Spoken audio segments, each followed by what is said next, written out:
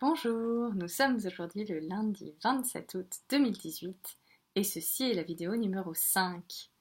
Alors comme bonjour de rentrée, je voulais vous parler aujourd'hui de la routine matinale ou morning routine qui est très à la mode depuis plusieurs mois suite au livre de Hal Elrod qui a écrit un livre qui s'appelle The Morning Routine et qui a fait un buzz sur les réseaux sociaux il y a quelques mois et que plusieurs personnes ont reprise et ont réutilisé. Alors, je suis grande fan de cette méthode moi aussi, et j'aimerais bien vous en parler aujourd'hui pour moins vous inciter à la faire, mais plus de vous inciter à réfléchir, parce que pour moi, cette routine a l'unique avantage, j'ai envie de dire,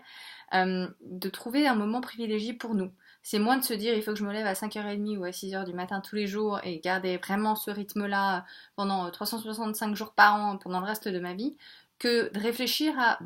qu'est-ce que j'aime faire, qu'est-ce qui me plaît, qu'est-ce que j'ai jamais le temps de faire en fait dans ma journée, et de créer ce moment-là pour soi, que ce soit le matin ou que ce soit le soir. Et c'est cette idée de clôturer un peu la journée, pour ainsi dire, avec un début, un milieu, une fin, et des moments où consciemment, en fait, je me dis, voilà, je switch off, je passe à autre chose, consciemment, je me mets dans ma journée de travail. Et c'est se donner cet élan de, ok, j'y vais, je crée ma routine du matin, ou, ok, j'arrête, c'est fini, je crée ma routine du soir. Pour vous donner un exemple, ma propre routine du matin inclut, donc je me lève vers 6h, inclut de la méditation, du yoga et ensuite en général douche, petit-déj, etc. avec un podcast si j'ai le temps et si j'en ai l'envie. Et la routine du soir, elle est vraiment pour me faire passer à autre chose et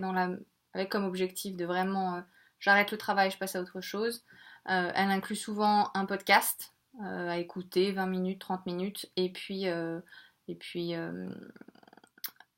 quelques pages d'un livre. Donc voilà, rien de très fancy comme les 5 étapes qui sont décrites dans le livre de Hal Elrod, mais c'est vraiment vous inciter à réfléchir qu'est-ce qui vous fait plaisir vous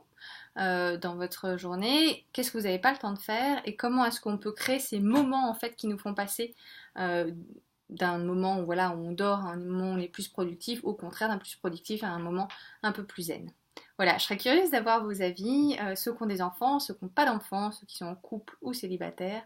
N'hésitez pas à le mettre dans vos commentaires. À demain, ciao!